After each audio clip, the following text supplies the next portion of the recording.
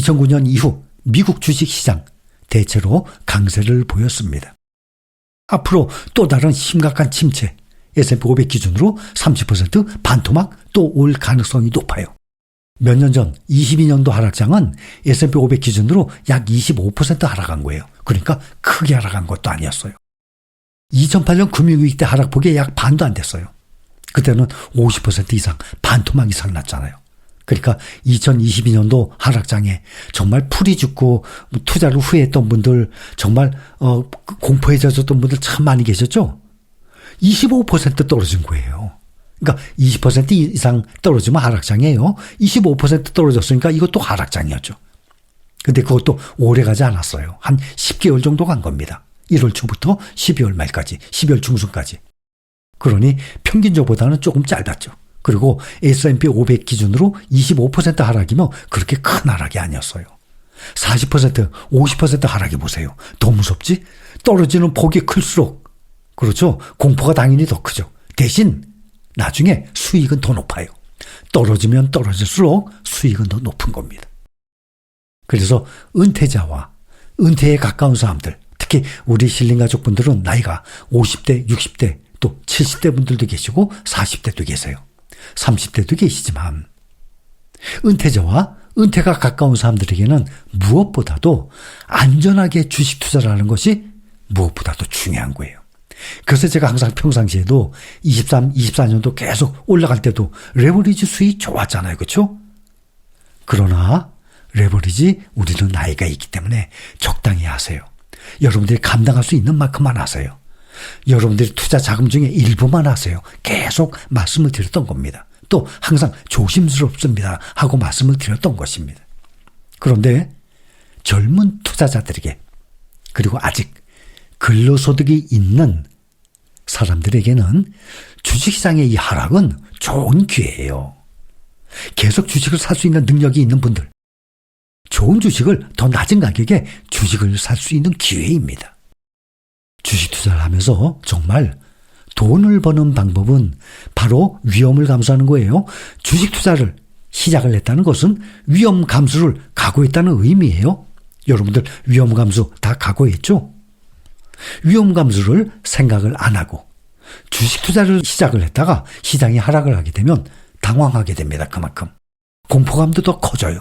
또 불안해지고, 또 주식 투자를 괜히 했다고 시작한 것을 후회하게 되는 사람들도 있어요. 주식 투자에서 얻는 이 장기적인 보상은 그 과정에서 험난하고 불편한 과정을 감내할 수 있는 사람에게만 돌아갑니다. 다시 한번 명심하세요. 주식 투자하면서 얻는 이 장기적인 보상, 수익이죠? 보통 한 4, 5년이면 2배로 늘어나요. 역사적인 사실입니다. 보통 4점 몇 년 계산해 보면, 그러니까 너무 작고 5년이라고 칩시다. 우리가 투자하는 대표적인 타이거 나스닥 100 2배 이상 올랐어요. 5년에. 2배라고 칩시다. 주식 투자에서 얻는 장기적인 보상, 수익이에요.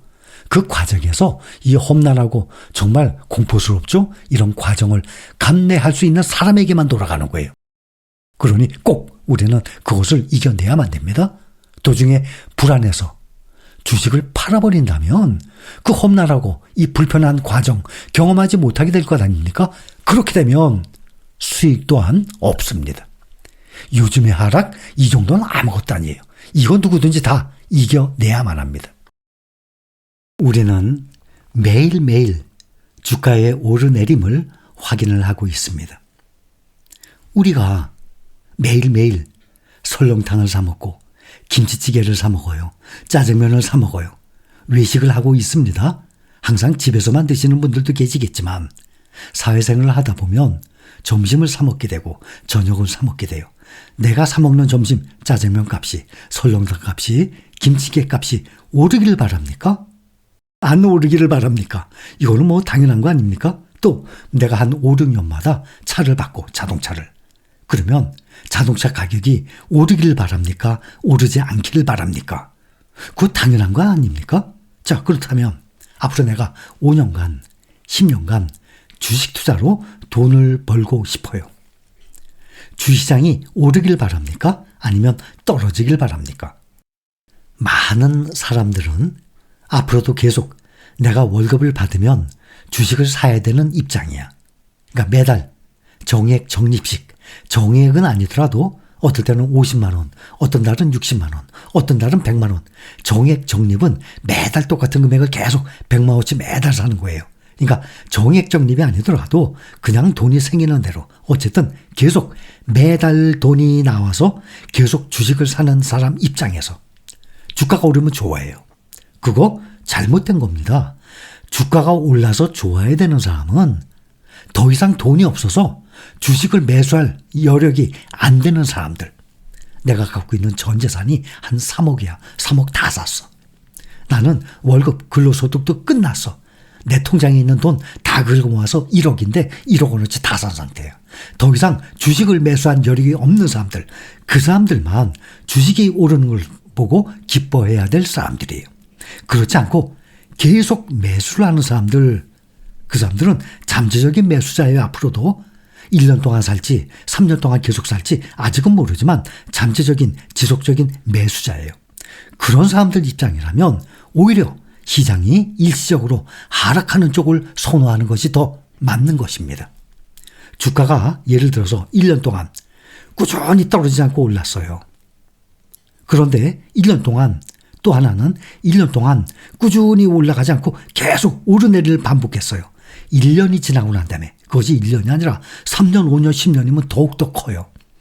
그 과정에서 오르내리면서 그 올라간 종목이 그 과정이 훨씬 수익률이 높은 거예요. 떨어지지 않고 계속 올라가기만 한다 그러면 수익률이 높질 않아요. 그러니까 우리는 지금 투자하는 과정 아니에요. 지금 가장 오래되신 분들 이제 5년째 돼갑니다. 여러분들 평균 한 2년, 3년, 4년 이 정도 되실 겁니다. 또 1년도 안 되신 분들도 계시겠지만 여러분들이 지금 투자하는데 한 5, 6년 정도 기간을 딱 보면 5, 6년은 우리가 투자하는 기간 동안에 일시적인 기간입니다. 그 사이에 떨어져도 괜찮아요. 결국에는 오르거든요. 그러니 떨어져야, 그러니까 더 이상 매수할 돈이 없는 사람들 말고 그분들은 계속 떨어지면 안 되죠. 계속 매수한 사람들 기준으로 말씀드린단 말입니다. 계속 오르내려야 됩니다. 그래야만 나중에 결과 보면 수익률이 훨씬 높아요. 그래서 주가의 하락 절대 무서운 것이 아닙니다. 만약에 주가가 하락해서 무서운 거라면 뭔가 하면 더 이상 올라오질 않아. 주가가 떨어져서 영원히 떨어져. 그렇다면 무섭지. 내 돈이 날아가는데. 그런데 역사적으로 그렇게 떨어졌는데 지금 현재 보세요. 몇 배나 올랐습니까? 그게 역사입니다.